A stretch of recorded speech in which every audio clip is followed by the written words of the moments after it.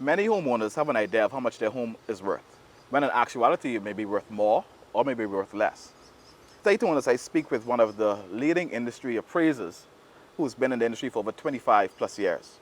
He's actually my broker also, which I'm excited to have him on the show. The one way you can find out the real value of your home is through an appraisal, which is done by an appraiser. Stick around as we speak with Mr. Gino Maycock as we dive deeper into the need of an appraisal and what is an appraisal. Stay tuned.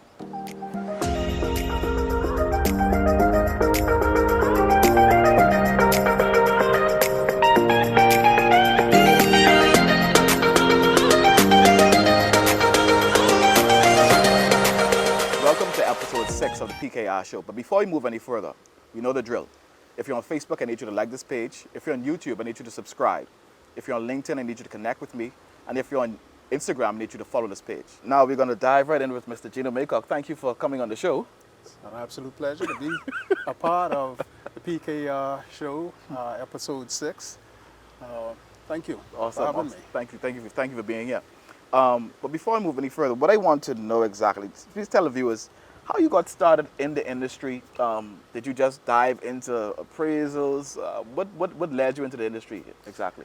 Well, in terms of getting into the appraisal industry, I was actually a real estate agent. Okay. And from time to time, you'd have persons, they would reach out to you and they'd be like, well, Gino, I want to put my property on the market.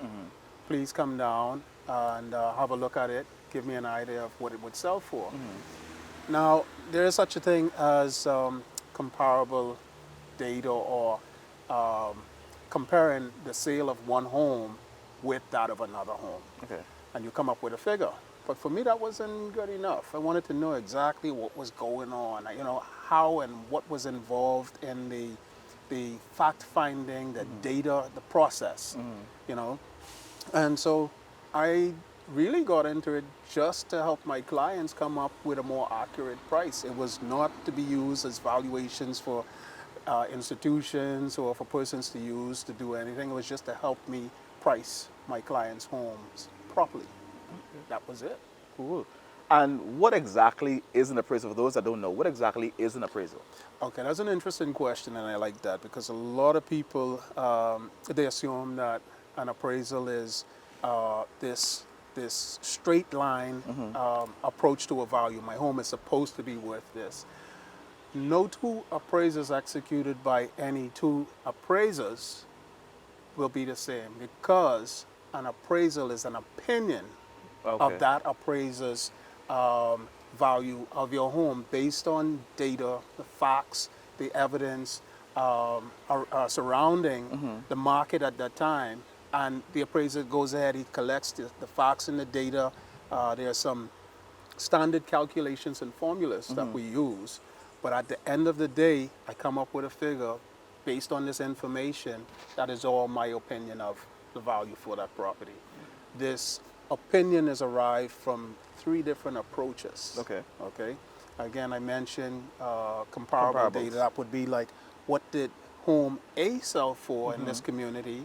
Home B in the same community, home C. So these 3 homes, I try to get as much information as I can, as accurate and as recent as possible. That's the sales comparison. The other approach would be cost. Okay. What did it cost to reproduce this home? And then based on its age, the home may have deteriorated. So there's that factor, or what they call it, depreciation, that have to subtract from the cost, the actual cost. I come up with a value. And then there's the income approach. So if I needed a valuation to determine what the rental value is for this home, I can also use that rental value to determine its market value. So basically that kind of like sums up what it is and how we arrive at a value for a given home or property. Yeah, Awesome. vacant land. That's good to know. It's an opinion, and then it's done by formulas. And there's formulas correct that help you come to a final value. Okay, cool. And our appraisers here in the Bahamas, are appraisers licensed? Are they certified, or anybody could just say, "Hey, I'm an appraiser"? What's the process of becoming an appraiser? Well, okay, that's a good thing, because when you reach out to an appraiser, you want to verify that they're licensed, because depending on your purpose for the use of the valuation. You want to make sure that, let's say if you're going to take it to bank A, all right? You want to verify that bank A will actually accept appraisals from this appraiser. So every bank doesn't take an appraisal from every... No. Okay. No. So you want to verify when you contact an appraisal, yes, to answer the initial question, they must be licensed. Okay. They must have sat an exam and have passed that exam that's certified and recognized by or under the Bahamas Real Estate Association. Okay.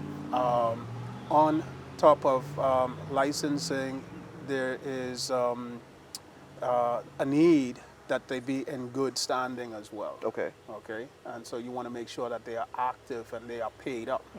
Okay, so they could be certified, but are they registered and paid up?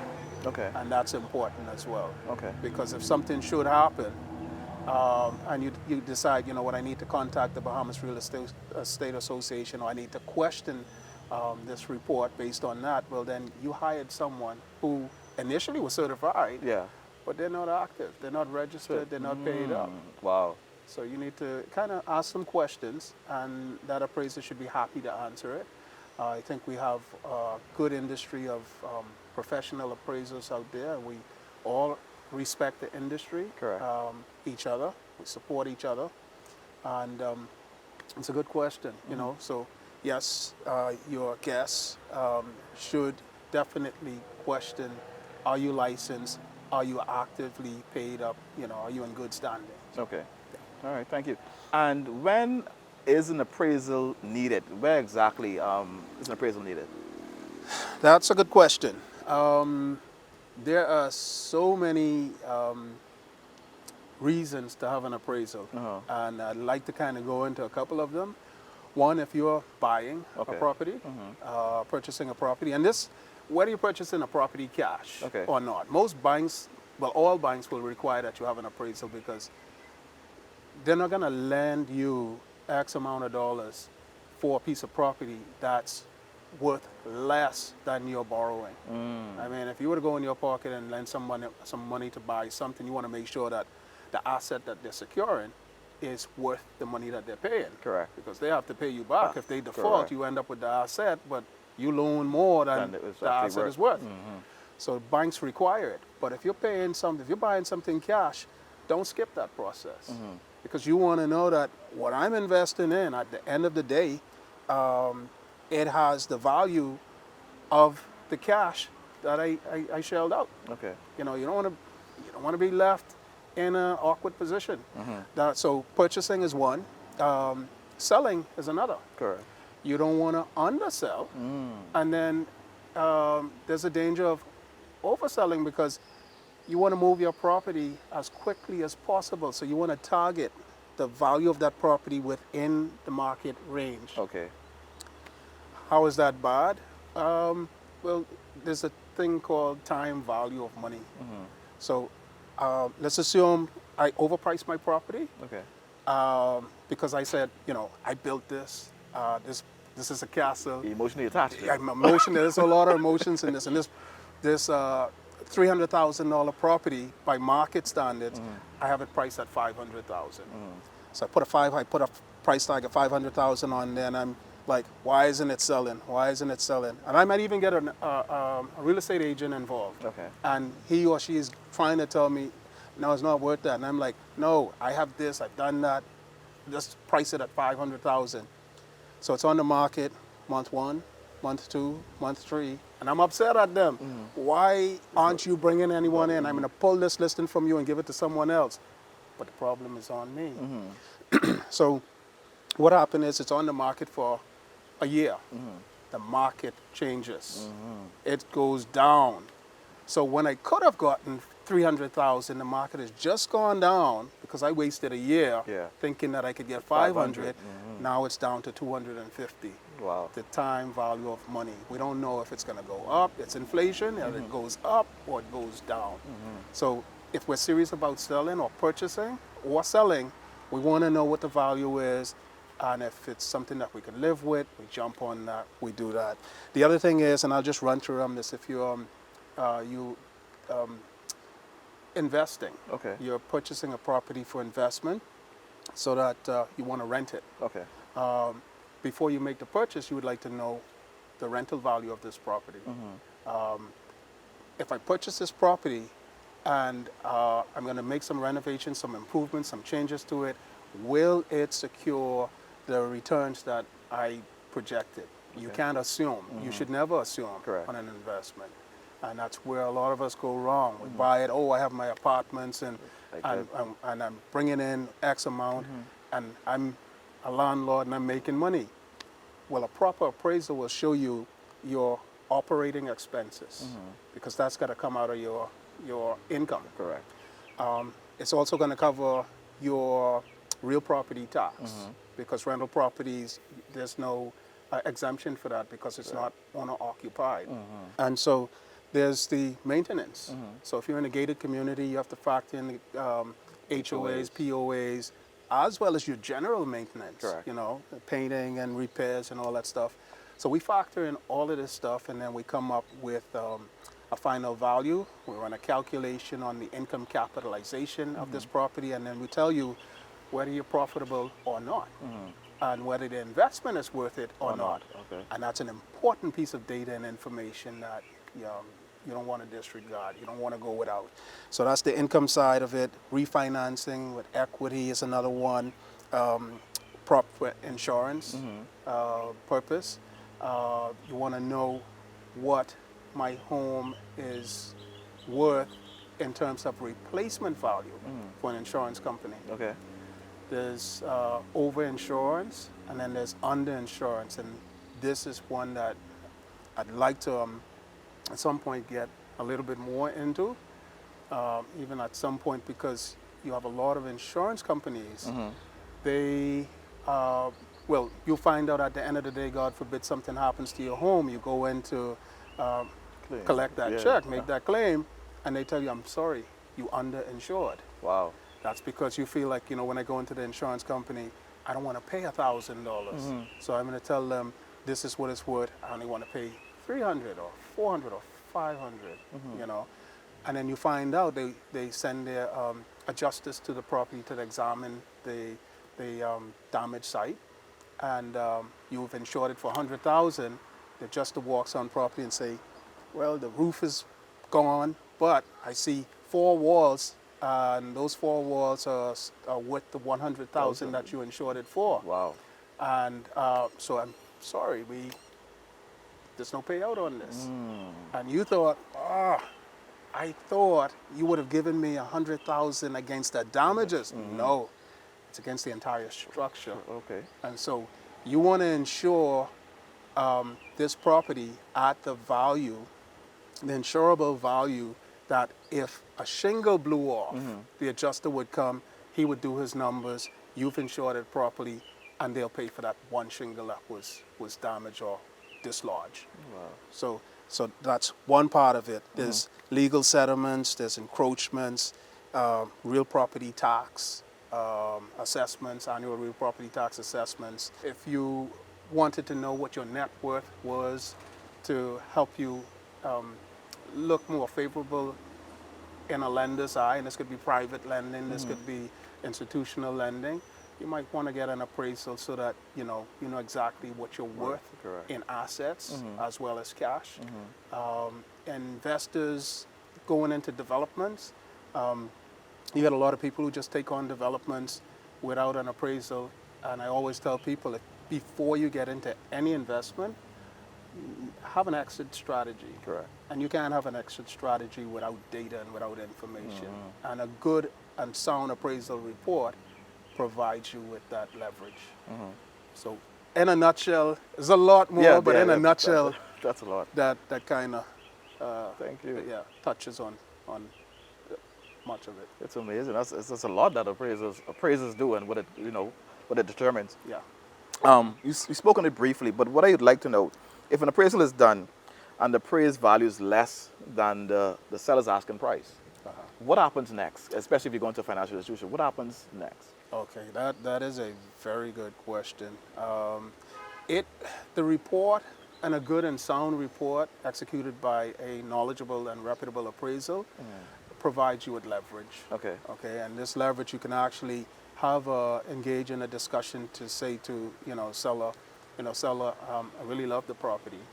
However, the valuation that was done shows that the home is much less than what we initially agreed to, or that I anticipated.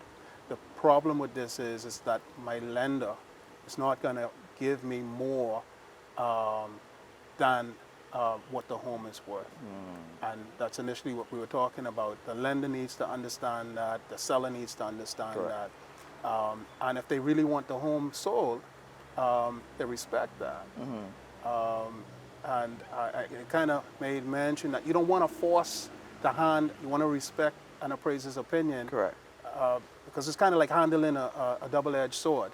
You know, some people, and I've had it many times, man, you can't just work this thing, man. You know, and I simply say to them, I say, listen,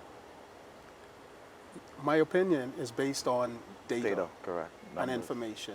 If I could find the data to support it, then you'll see it in that report and it would reflect that. Correct. And I often end with this, that you don't want an inflated report. And the reason you don't want an inflated report, because anything that you're buying to make a purchase on, that's going to be recorded and registered. Correct. So if you're telling me you want the bank to give you funds and you want me to inflate it because you want those funds to match the inflated value of this property, guess who's at the end of this process line waiting for you with their hands like that? The government on real property tax. Correct. Yeah.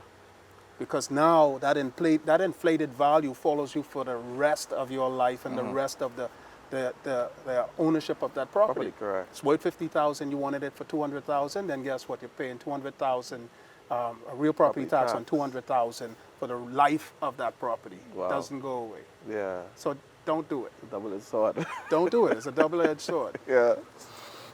Is there a way of knowing the value of your home without an appraisal, or it's only done by an appraisal? That's the only way you know. Well, about I mean, you can do it, but if you want, I mean, it's like, you know, I could pull my teeth if I have a toothache myself, but if I want to avoid complications afterwards, Correct. then I get a professional. Makes sense. Yeah. It makes So sense. yes, you can, but like anything else done unprofessionally, there's consequences. Correct. Yeah. And how long does an appraisal take to get done? That's a good question, because it really depends on what's being valued. If it was vacant land can take reasonably, and this is based on you having all of the necessary information, like the survey plan. You have the information on the legal description for the property. You have all of this accessible and available. Can take 24 to 48 hours. If it was some structure with improvements, that really depends, because it depends on the size and the details of what your site investigation or your site inspection. So it could be from a 2-bedroom, 1-bedroom, 2-bedroom to an estate. And this can take a while. And there's also commercial properties. Correct. Which requires a lot of